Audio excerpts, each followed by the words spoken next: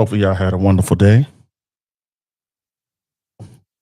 Haven't seen you in a couple of days. Sorry I didn't come back yesterday, but I had a couple of things to do. You got to stay busy.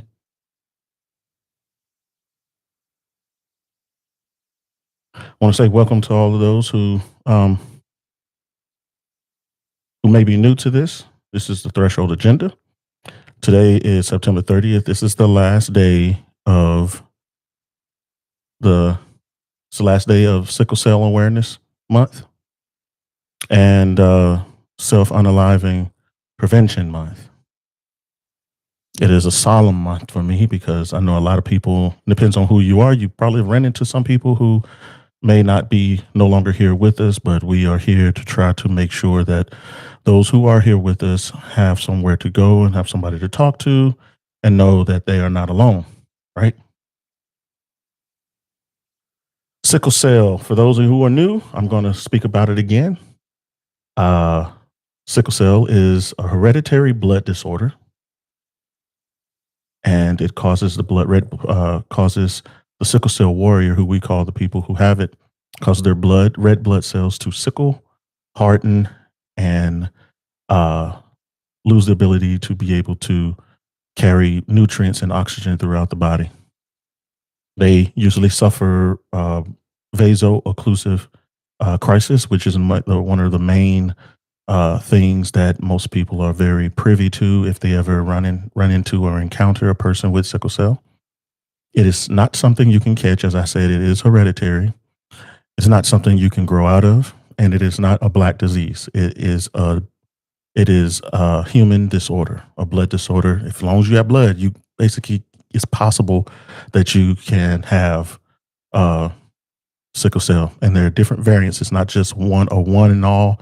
There are different variants. Most of the time, we hear SS, we hear SC, we hear thalassemia plus and negative. We hear there's J. There's different variants of it, and they all affect people differently. The big thing about this, the big thing about sickle cell is the disparity in how they're treated in the medical field.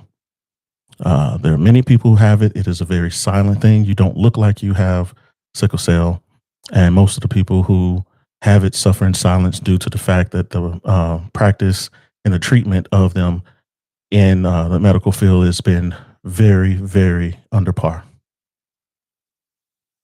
I am the vice president of We Reign Sickle Cell Corporation, and we advocate and we educate people, especially those who are transitioning from adolescent to adulthood, because of that change. They actually suffer quite a bit. To put things into perspective, a person can have a crisis at any given time for many various reasons, and some of the main reasons is stress. Another reason is a radical change in temperature could cause stress. It could be barometric pressure. Some of you have probably experienced somebody who had it and don't even know that they had it. They kind of go through a situation to where, a storm is coming by or whatever, and they start to ache and they start to, a lot of people, back when I was growing up, a lot of people used to be having, like I used to hear Big Mom and them, my knees are hurting, and, their bodies start to ache and they kind of go through and their attitude change. They probably had sickle cell trait and didn't even know it. And or it can be just somebody stressing them out.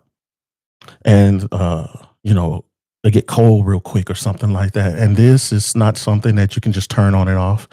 It is something once they go through a crisis, it is like having most people describe it. And I wish I, had somebody on here. We're going to have them talk about it, not just for this month, but throughout, the existence of this channel, because I want to make sure that we have a big awareness on such things. But most time they explain it as they have a bunch of needles sticking them constantly, and they live through it. It's not just during the crisis, but they live through it day in and day out with pain. And when they go to the hospital, a lot of people who don't want to understand, it's not that they can't, that they don't want to, they treat them as if they're not going through pain because they don't look it. And what we're trying to do is make sure we push and advocate for those people.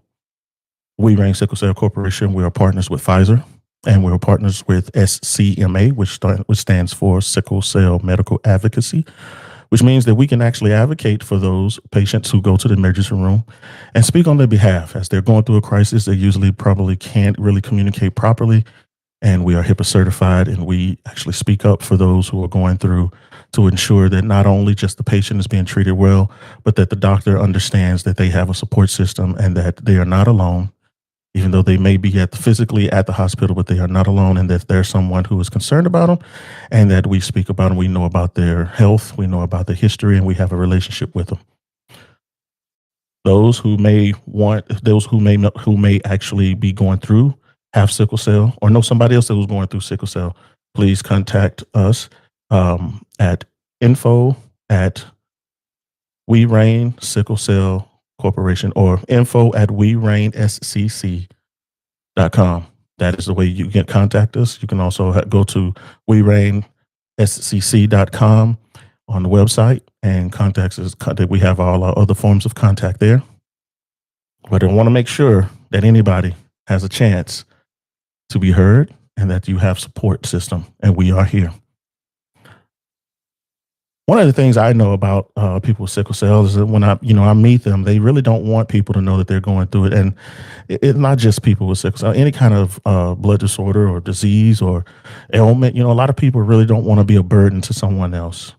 And that's usually because most people, caretakers, it's a hard push for people to have, for people to care for someone else, especially when they're going through their lives and they may have ailments and nobody's there for them. So it's a good thing to go through our lives and make sure we develop relationships with all walks of life, as many as we can, so we can have the support systems in place just in case we have a situation that we may not be able to deal with on our own. We want to make sure that there's somebody there for us, not just us for them. The reciprocation is a beautiful thing. I want to say out loud, which is something that's hard for me. This is a little bit of therapy for me. I'm going to say it. I love you.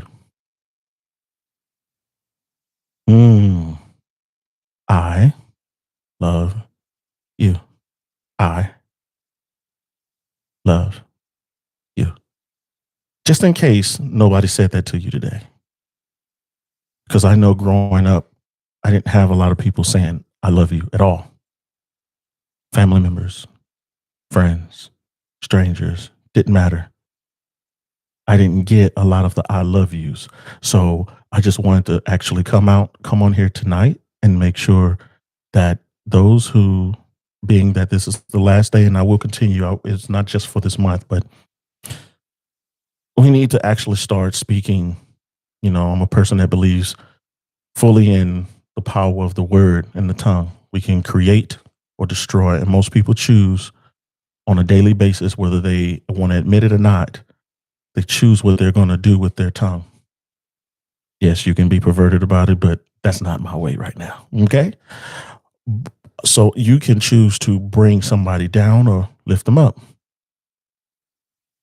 What in the spirit of this month, self-unaliving, if you felt that way, if you feel like you're done, you're sick and tired of this or whatever, you feel like you're alone, you feel like it's the end of the line, you feel like nothing you do works, I'm here to tell you the fact, if you're able to hear my voice, the fact that you are able to hear me, it is a gift. You have a chance of actually creating something again.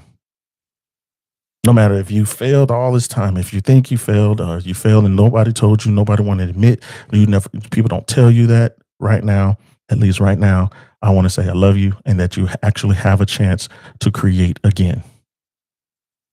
There's nothing keeping you from that. You can come on, you can post in the comments, whether it's now or even in the future. I will try my best to make sure I pay attention to anything, the comment section. So while I'm live or even later on, I'll try to respond to you. Yes, just the last time, I had a visitor, somebody came on and actually wanted me to sing them happy birthday. And no, it was not beautiful. I do not like doing that. because that is not why I was here. But in a way, I guess it was. I sang. I think the person's name was Oreo, and Oreo got a happy birthday and went on about their business. Who knows? Maybe that was all they needed for that day. And that is the beauty of actually stepping forward. Right now, we got way too many things in life. We have way too many things out that is just not building anybody. There's so many things that are happening with people that you can tell is meant to tear us down. All it does is bring confusion. All it does was can change your attitude about a person, can change your attitude about something. And I'm telling you, don't let nobody control your emotions. That's in most institutions, whether it be school, whether it be church, whether it be the law, whether it be homes. You have a lot of people that their goal and they know it well. All they have to do is control your emotions. Once you let somebody control your emotions, they will control you. Once you let somebody control your emotions, they will control you. Don't let them control your emotions. The only person that should be in control of you is you. That's it. No one else. And even though you're the only person, develop relationships. Don't seek for wealth, seek relationships. Don't seek for other material things and worldly things, seek relationships. Your relationship with the person, your family, your loved ones, your God. Seek the relationship. And the root word in relationship is to relate. If you don't have anything in common, you probably don't really have that. It's probably not going to really develop that strong of a relationship. If there's nothing in common, you relate to a person, you develop a relationship, and you go after that. Seek it right now. Like, share, and subscribe. Seek a relationship with me. A relationship. Hi, I'm here. What do you want to talk about? You got something on your mind?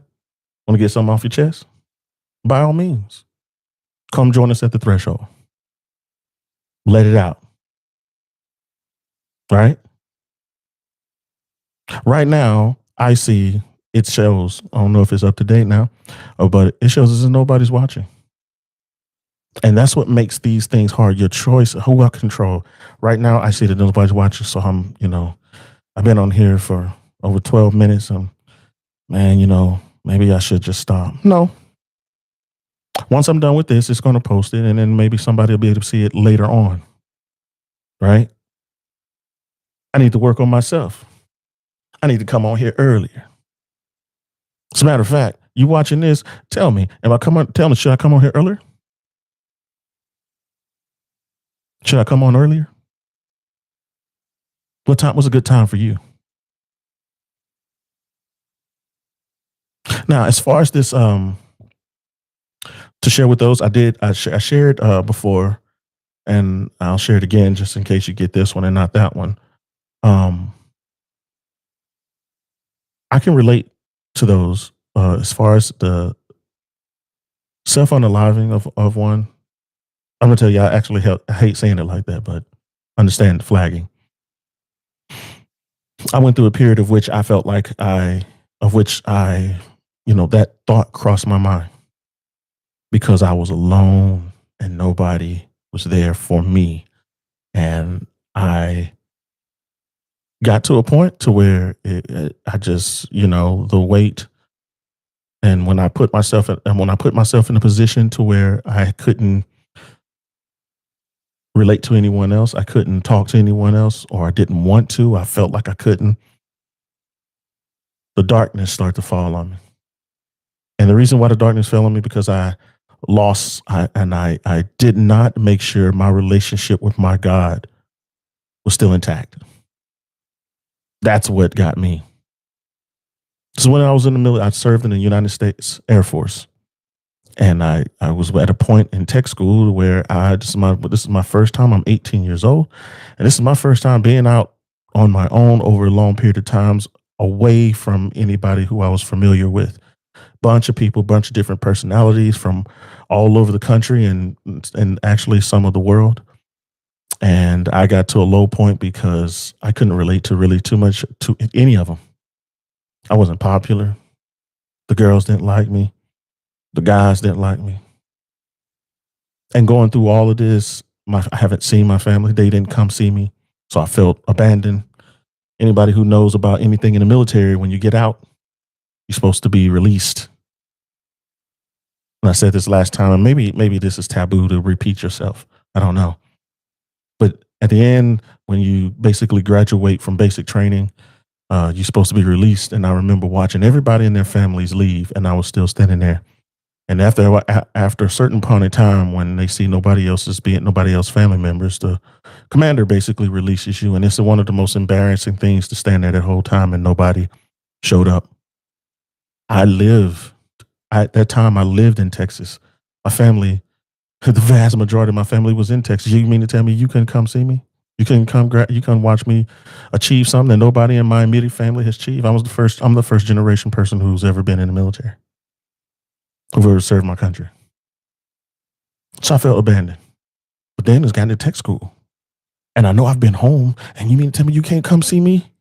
I've already been home. I used up my money. I made sure I came and saw everybody, but y'all can't come see me, man. Come see what I'm doing, where I'm at.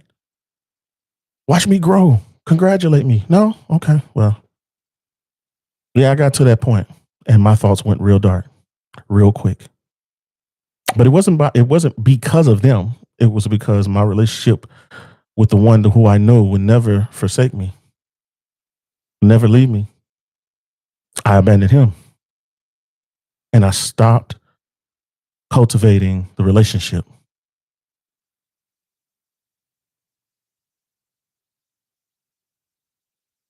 It's a it's a very lonely situation.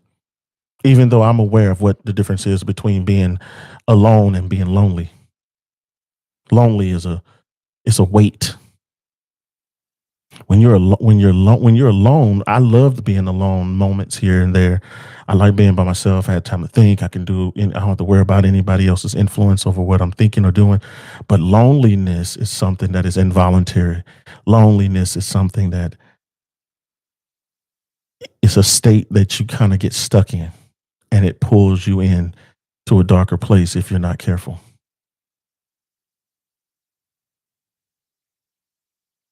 Relate.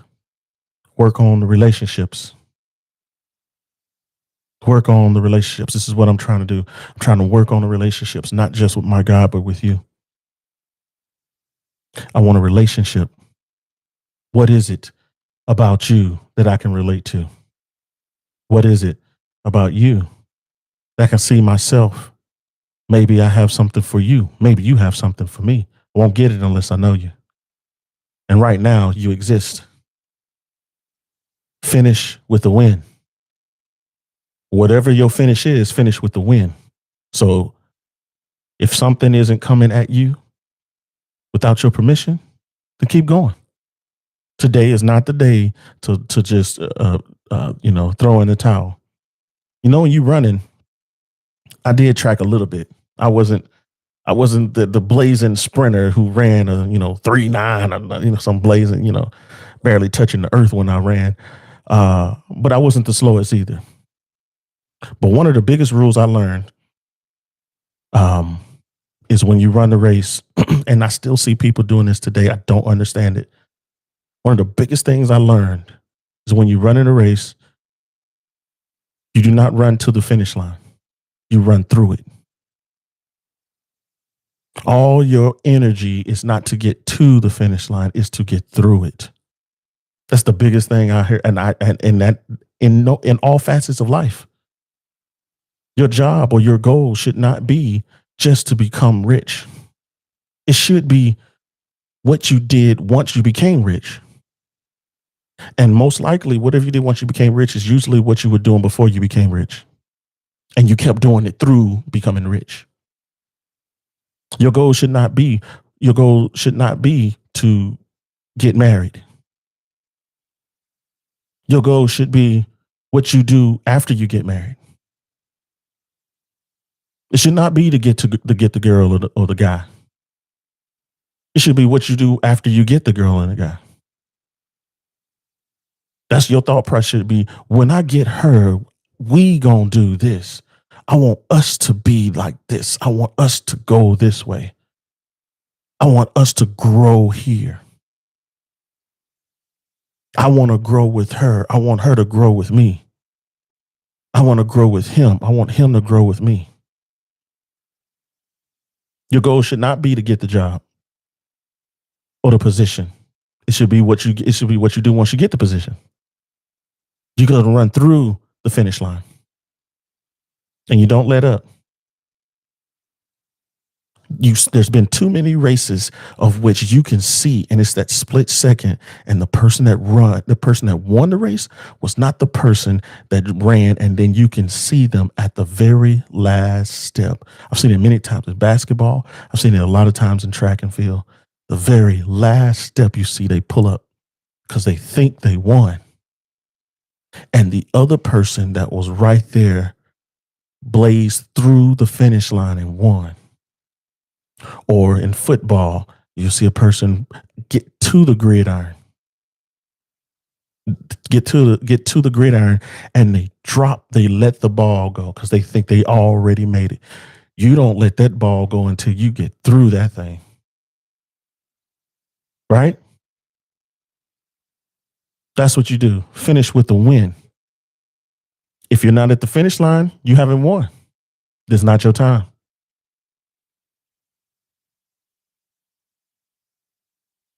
Prove me wrong. You think you've had a bad life. You think that is the end. You think there's nothing else you can do. Prove me wrong. You have another breath you can create again. God made us in his likeness and image. He gave us the ability to speak his words, which were used to create everything. Prove me wrong. Taste and see that the Lord is good. Prove me wrong. It's a lot of things you don't see in life. It's a lot of things you don't see in all the situations of what you're going through. But if you carry through and faint not, you have the chance to prove him or prove me wrong. I dare you. I double dog dare you. Prove me wrong. So I love the fact that we have options. We have options. We have a chance to actually make a difference. Even if not in our own lives, we have a chance to make a difference in somebody else's life. You know, when I go out in public, I actually, for two reasons. One is kind of selfish, and the other one is something that I just do because it's my character. Especially when I go to a restaurant. If I go somewhere where I'm going to eat, one of the things I learned is you always take care of people who are going to be putting something in your stomach. Don't mess with people who control the things that's going to go in your mouth and in your stomach. You don't mess with those people. But even in real time, when I go, I speak to them. You all right? You sure? You good?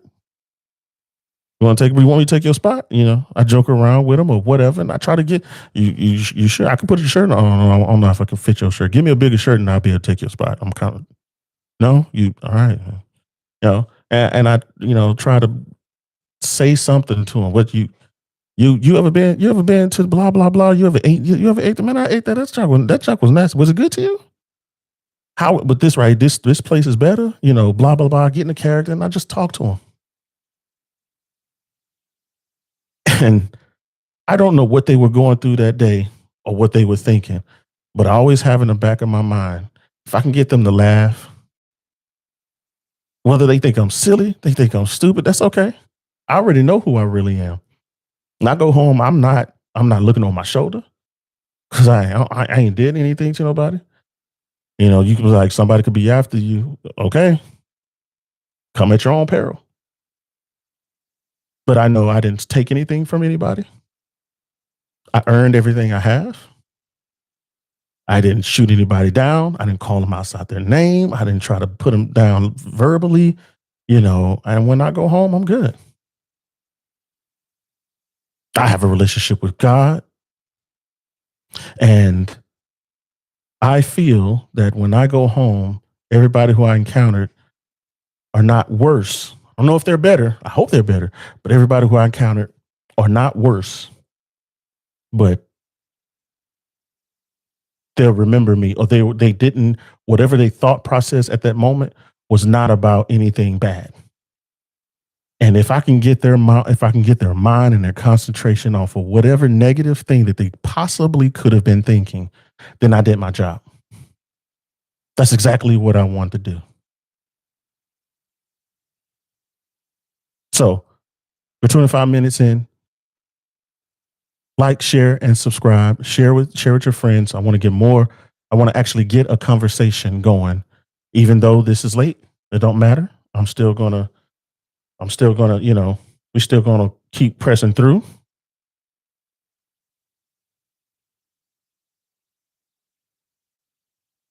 And we're gonna keep going. There was a question asked. Before I get to the question, I have a question. You ever been? What is it about people when they drive? They looking back. What is it about people driving and looking back? You ever see them? They always are in the way. Every time I get into traffic, speed limit is, I don't know, 45 miles an hour. And whoever this person is, they're in the left hand lane and they're actually going not even 30 miles an hour. I know some people would be like, yeah, you don't have to go. It's called a speed limit. It's not a forced speed. You have to go that speed. Well, the rule of the road is to at least, if you're not going to go to speed limit, then slower traffic, keep right. Doesn't matter what speed you're going. And I'm in the left hand lane, and I'm at least trying to get up to the speed limit because I'm trying to go. I got somewhere to go, and the person who's in the left hand lane won't get over. They don't want to be cooperative, but they start tapping their brakes because they're looking at me, thinking I'm gonna hit them.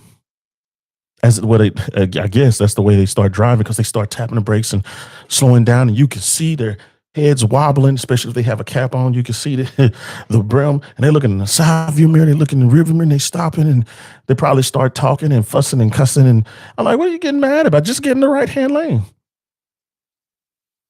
And if the worst thing that could happen at that moment is that I finally be able to get in the right hand lane, and I pass them, they're looking at me like I did something wrong. And guess what happened right after I pass them? Yeah, I bet you can't guess. Guess what happened right after pass them? Yes, they get in the right hand lane. Now you talking about somebody blood pressure up. And some people I know they lose all their Christianity. They lose their religion. I don't cuss nobody out, but it's like what you're looking back at me for. You're not making progress. You could be making a much more progress looking forward. Doesn't matter where you passed that. Why don't you look forward? Keep going forward. Full throttle. If 30 miles an hour is your full throttle, keep going forward through full throttle, but get your butt over. Right? Anyway, the question I had, and it's not that deep of a question, but it's just a question. You ever have anybody give you something? You ever have anybody give you something and for some reason there was a problem with you receiving it? Especially and there's nothing attached to it. This is how the world works. The world works in making you doubt everything, even righteousness, even blessings. People are afraid of a sweatless victory.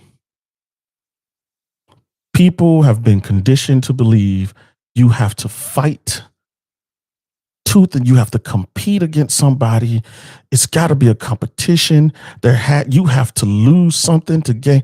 We have been conditioned to believe that nothing good can ever come to us. So much so that even if somebody just simply handed you something, wanting to be a blessing, that you'll find some reason to start doubting and believing that they have a certain hidden agenda. Now, don't get me wrong. I understand there are people out there who will use that, but why is that your natural default? Why is that your primary thought process, to where there's a blessing coming and you can't even receive the blessing? You bring doubt with you. You got it wrapped around your neck. No, I don't know about that. You don't know about what? No, ain't nothing for free. That's how you want to see it. But even if it wasn't for free, what if somebody else paid for it? Well, see, that's what I'm saying. They probably paid for it because they want something from you. If we think about that, think about your parents. And even if your parents did want something what do your parents want from you? Most likely. Your parents most likely want for you to be better than what they had. They want for you to grow. They want for you to be appreciative. You can't appreciate nothing. But we won't even accept it like that. We don't want it. Oh, no, I don't want that. I started to think about that. We actually have been conditioned to not receive blessings, to not receive even righteousness. I can't walk around and compliment somebody without a fear that they'll find something wrong with it. When I was in the service, I could not compliment. I didn't compliment not one woman, because even third party, not even if she said anything, but even third party, you can get in trouble for just saying somebody looked nice. Isn't that why they wore that certain getup, to look nice? But I can't acknowledge. Oh, don't say they look nice. There's something, you must want something from her. I wanted her to hear me say she looked nice. I wanted her to know that I appreciate what she did. I didn't want anything else from it. It wasn't facetious. I just wanted her to know, and I spoke up. I said it. Wow, man, I've never seen you in a dress. You look good. Oh, he wants something. Oh my gosh.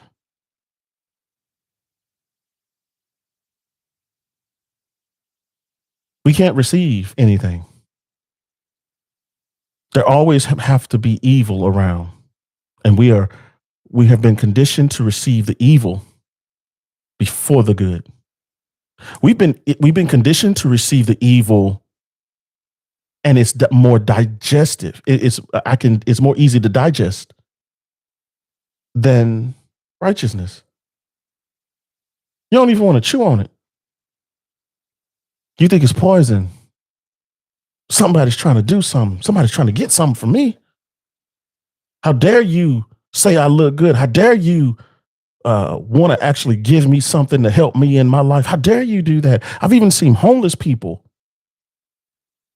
Even when I was homeless, other homeless people, somebody tried to give them something. There was an agenda. I'm sure you've ran into, if you ever given to anybody homeless, you probably ran into, have you ever ran into somebody who they wanted a certain type of blessing? They didn't want that blessing from you. They want something. I want the money. I want to go do what I want to with it. I don't want your stuff. I don't want food while you sitting there hungry, about to pass out. I don't want no clean water. I don't want your blessing. Get it away from me. It's not good for me. And when I was homeless and when I came out, I went back and I saw some of those people who were still out there, even though God has blessed me to get a foothold. And I'm trying to give them something, but I do know some things about them. So certain things I would not give them. They didn't want it. I remember there's one guy here. Here it's seasonal. Here it's seasonal to get a job, and well, to get to for jobs to be open. And during the winter time, they start going down.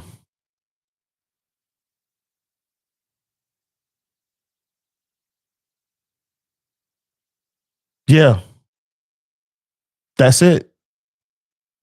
I don't understand that.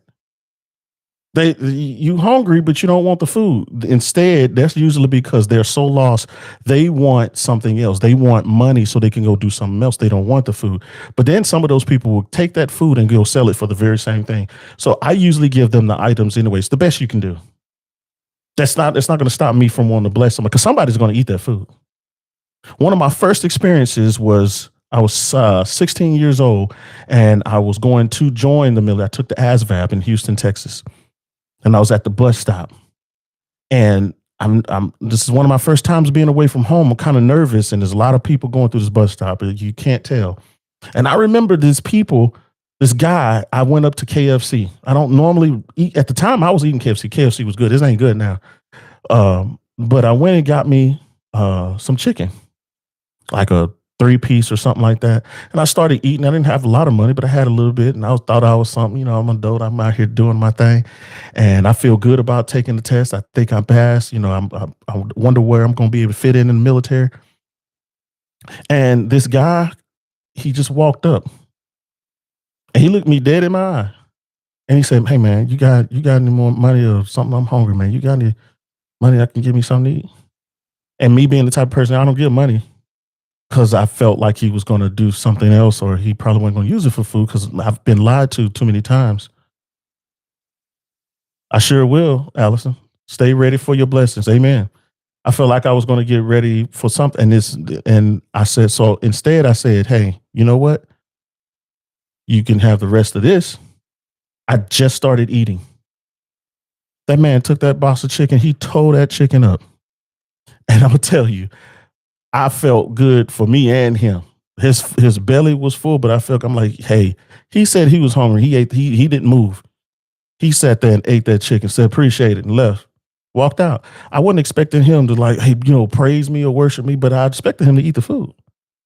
And when he ate it, I felt that much better that man got something because I knew I was going to be able to go home and go get something to eat. Now he could have been lying. He could have just walked up and was it extra crispy? No, this is original recipe. This is that good stuff. All the herbs and spices in it. But he, he was very. I could tell he was appreciative because he ate. Nah, you said he could have been lying. Doesn't matter. My job, I've done my job. The only person I can control is myself. I done my job. I blessed a person, whether he was homeless, whether he was obviously hungry because he ate the food. I went home. I'm good. It's possible I could have averted something. What if that man would have got violent if nobody was giving him anything and he'd been asking and ain't nobody been helping him out? Finish with the win. Don't get tired of being a blessing to somebody else, even if you need a blessing yourself, because we all know you reap what you sow. But finish with the win. And you don't run to it, you run through it. There was nothing hurting me. Like I said, I had already took a couple bites, so I wasn't starving and like that. But finish with the win.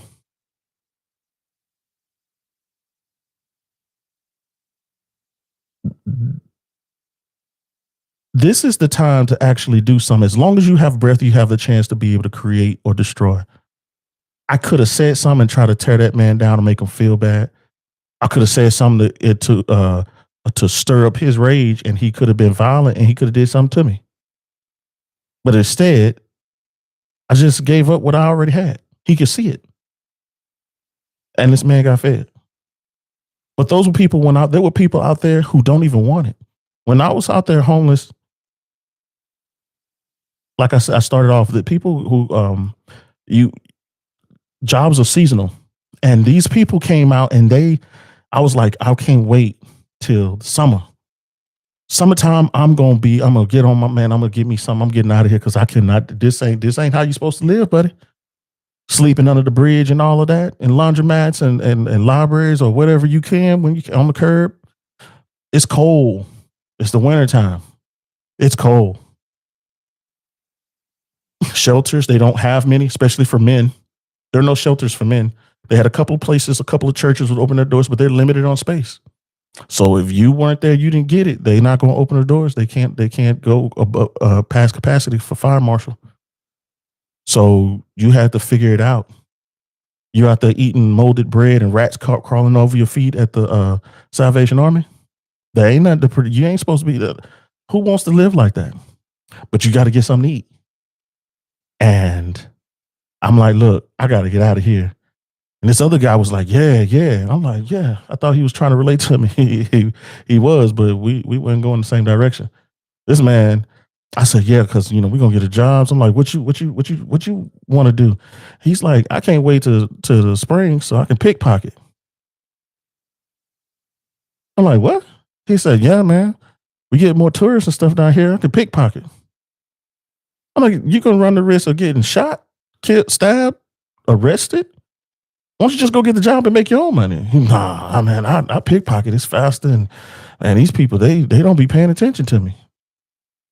I don't know why, because he was definitely an eyesore of a sight, but because he didn't keep up anything. I don't even think he bathed. I know I was trying to get my bathe on whatever I could, but this man, he really wasn't even trying.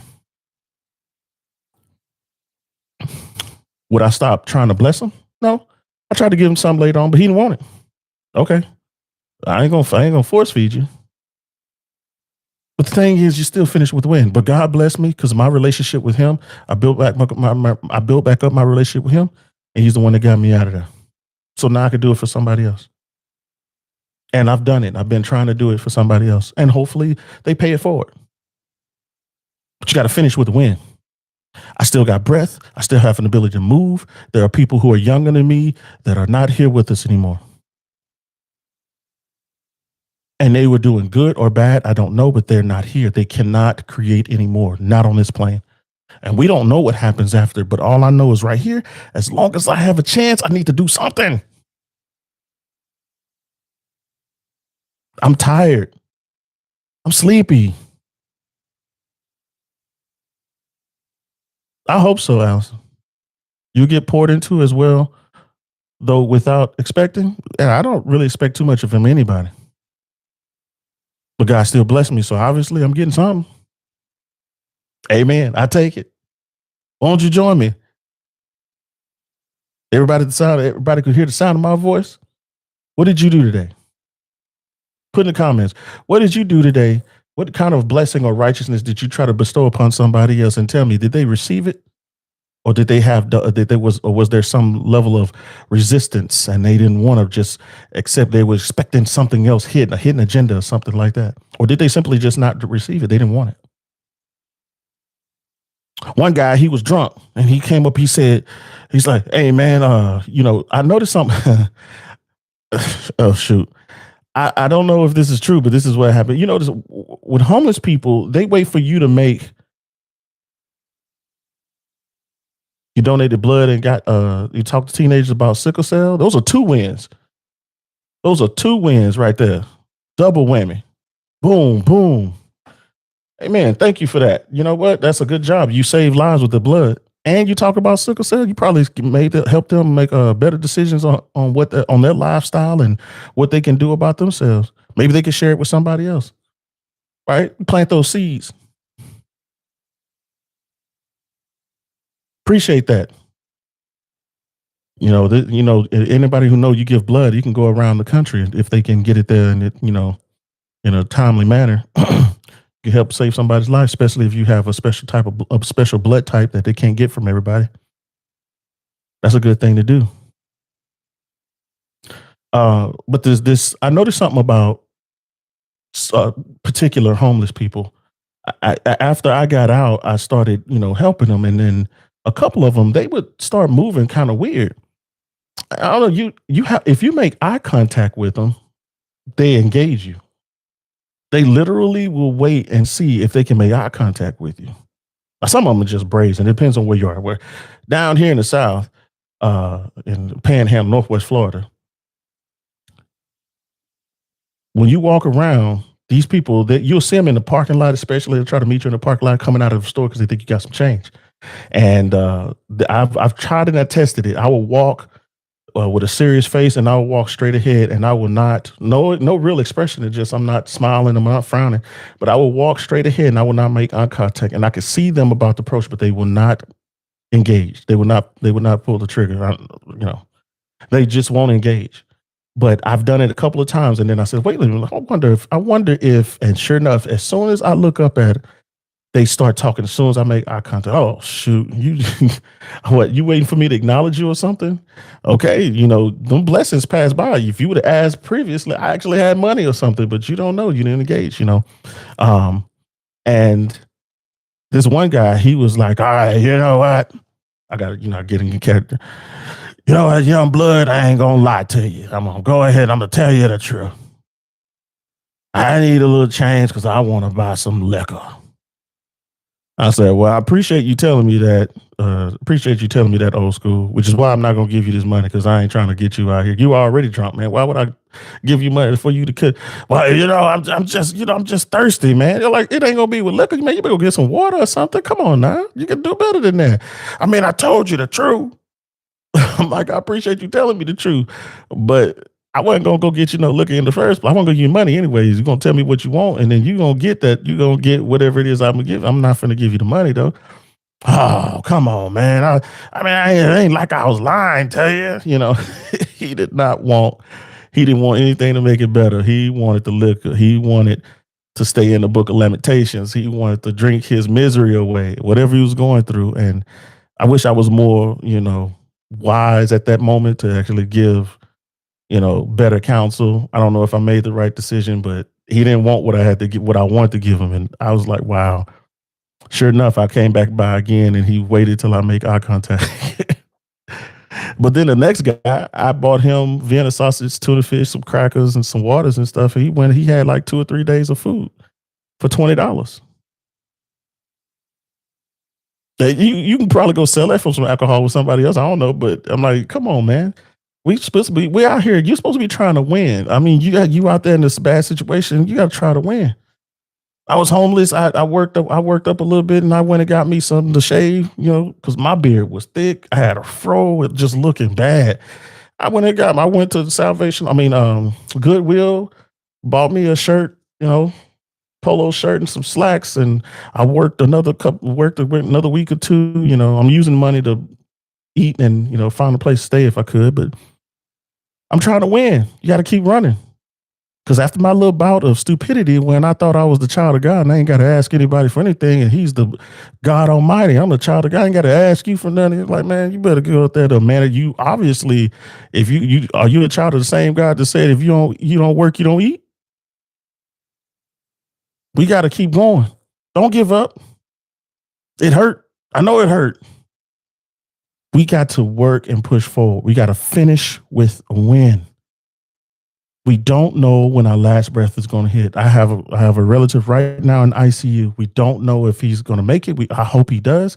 I pray that he does. Right now, I pray that he does. By your stripes, we are all healed. It hit him like a ton of bricks. It's no violence, just health. And being in a place where he probably feels alone. I don't know if I think at one point in time he was even in a coma.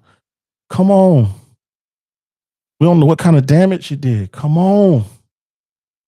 You don't know what's going to happen. Finish with the win. Do not give up.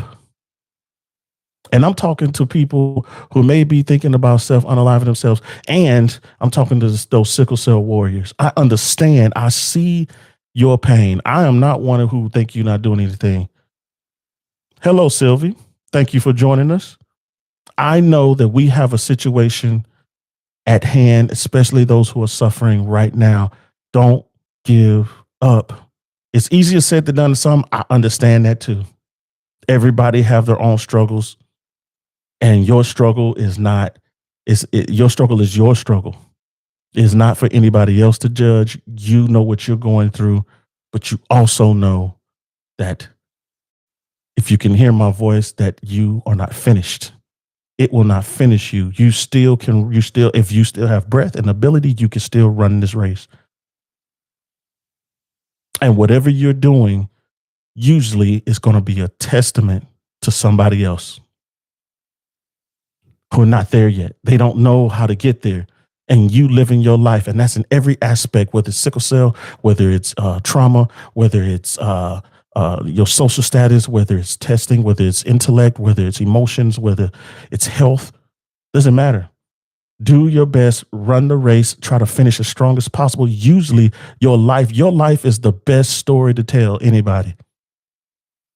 This right here is secondary because it's a thought provoking. I'm trying to, I'm consciously doing something, but my lifestyle is where people can see the proof immediately. I don't have to tell them how it works. They can see it. That's where we should be.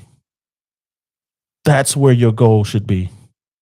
It is not about telling the story. It's about what you did after you finish writing. Your story is not when the word says the end. If you wrote the book, your story is not when it says the end, because because your story is still here and it can affect the next person. What did you do? What was your goal? My goal was not to write. My goal was to change a life or influence or impact somebody in a positive way. That was my goal. That's where immortality is. Immortality is not you standing here getting old. No, immortality is your essence, your name, whoever you are. It impacts people well past when you were gone somewhere else, when you left this plane. And to me, that means your race still is going, even though you're not physically running anymore. That's a winner. That's a win. You finish the race with a win. No matter, are you going through all this life, you lose, loss after loss after loss. Finish this race with a win. Even if it's one, let whatever you do be a win. We have many people on this planet who's trying to make sure that somebody else suffer. For what? It makes them feel good temporarily. It don't last. That's why they got to keep going to the next person. And if you're one of those people that suffered because of somebody else's hand, you know full well, hopefully, at least, from one aspect, that vengeance ain't going to solve it. It's still painful. But when you work on that relationship, you can relate and you work on that relationship, not just with other people, with God. After a while, you start working on your purpose and you forget all about what somebody else did because it don't relate to you anymore. That's how you get out of misery, when you get in a position where it no longer relates to you. That new creature you become when you accept the Lord Jesus Christ as your Lord and Savior. The reason why you become a new creature is because all that old stuff you stop doing, you cease from doing, you repent, and repent means to turn 180 degrees away. If you were going right, you go left. You're no longer going right. Right was sin, left is righteousness. The exact opposite of the sin, that's what you're going to do. That's what it is. So that stuff no longer relates to you. That's how you finish with the win. That's how you run through the finish line. You don't run to it. And sometimes that's why your relationship with other people who are like-minded and like you, going in the same direction. Because remember, you was going right, and all the other people that was going right was doing the same thing. They were sinning with you. But when you repent from that thing and you're trying to develop a relationship with God, and God said, go left. And then you start going left. All of a sudden, you start seeing there were people going left the whole time. And now that you relate to them, you can form relationships with these people who are going left, and you find out that this was the best way, and they can encourage you. You encourage them, and you're like they see other people. You're now one of those people that they see going left. You're now one of those people that they see doing the same thing that they were having doubts about doing. They didn't know if it was going to work. They started slowing down in the race. But when they see your lifestyle, all of a sudden you gave them a little glimmer of hope. You get a little booster. They get a bit of encouragement. I've ran before. It is something exhilarating when you're running with somebody versus when you're competing against them. Y'all find a rhythm and you get your, as we call the second wind, and your stride kind of get a bit loose and you get relaxed. Your breathing, your rhythm, everything starts to fall back in. And even though you're relaxing, it feels natural. Your speed increased.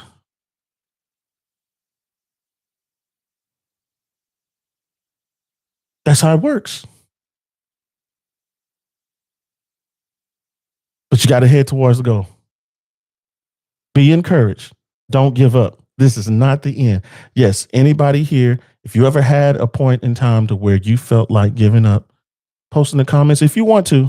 You don't have to. This is not a forceful thing. This is just a space to where people can. I wanted to give people. It's the last day of September, but I will not stop here. People don't think about it just in September.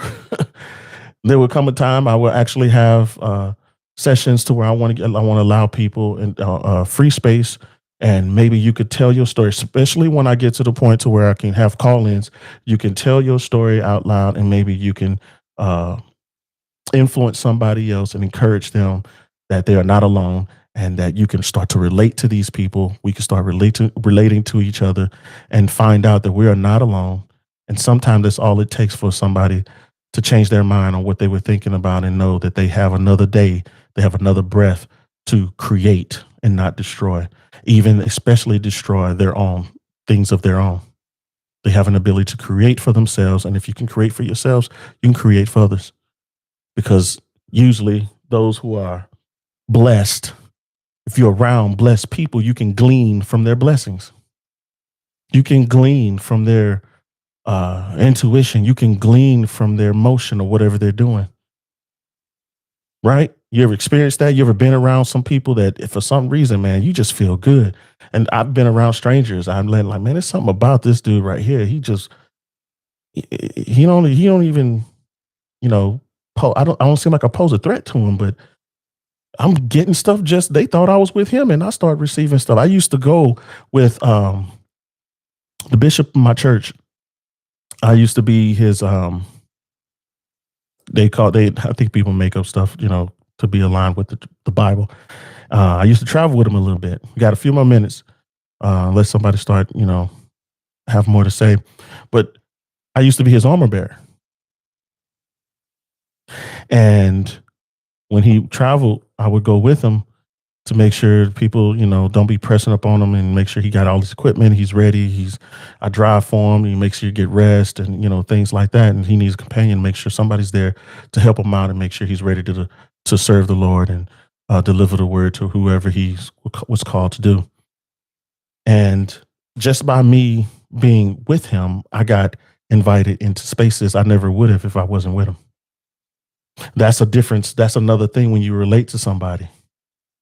When you relate to somebody and you run in the same race and you start having a relationship with them, you can glean off of even their privilege.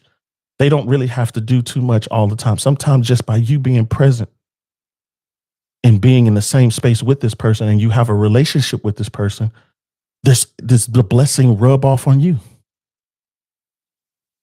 So if you can hear my voice, know that sometimes that is something to look forward to. Don't give up. The sickle cell warriors. We know y'all fight. That's why we call you warriors. We know you're not weak. But I understand there comes a time when you're going through this, and I don't care what you're doing, how many people around you, when you're going through something that's internal, you really feel alone. You feel alone, even when people are there. That's why we need to work on the relationship with God. Because even at that moment, that's when you need to know you can only get strength from the person who you feel like, even though those people are right here, they feel so far away.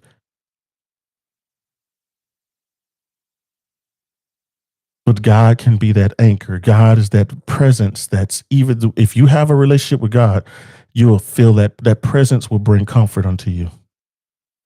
So I pray that everybody who can hear my voice, I pray that you make sure that you know that you are not alone. Believe it and receive it. You are not alone. I am here, and any other thresholder is here for you. That your relationship with us helps build not just yourself, but it helps build us also. Your relationship with God helps build not just you, but your relationship with God. It helps build the whole family up because we're all running left. And know that the race isn't over. You have another breath, which means you can continue to create. Each and every breath is a chance. It's in grace and mercy that you can worship the Lord. You lift up his name and that you can create and know that this race is not over. You're still here. Run the race, run through the finish line. You may feel like you're at the finish line. Run through the finish line and make sure that whatever you did, your life is the testimony. Your life is the testament. And it can influence and encourage the next person who thought they were also alone. And this is how we build family. This is how we build relationships. I want to thank everybody who joined me tonight. Sylvie and Allison, and there's another person in here. I think you're still here. Hopefully, you're still here. I thank you for joining me. Please like, share, subscribe, click the bell to let you know that everybody when I go live. If you like live, I'll have more subject content. If you like me going live, please put a 1 in the comment section. Let me know. Even after it's all said and done, I want to make sure I try to continue to communicate with you.